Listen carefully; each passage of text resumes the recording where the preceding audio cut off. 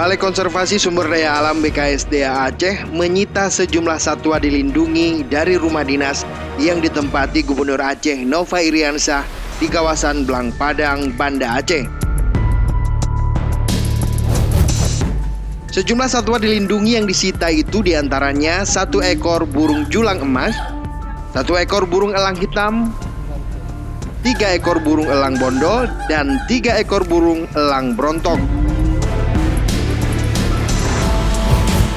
Hewan yang dilindungi negara itu selanjutnya langsung dibawa ke BKSDA Aceh untuk penangkaran lebih lanjut.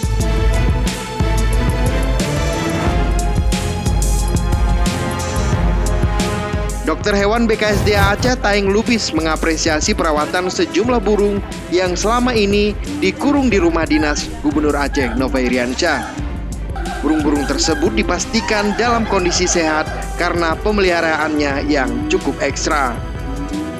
Pihak BKSDA selanjutnya akan memantau kondisi burung tersebut selama proses penangkaran untuk kemudian akan dilepas liarkan kembali. Sementara itu, Kepala Dinas Peternakan Aceh Rahmadi mengatakan, Gubernur Aceh memelihara satwa tersebut bukan sebagai hobi, melainkan dalam rangka penyelamatan dan setelah dirasakan cukup baru diserahkan untuk ditindaklanjuti lebih lanjut.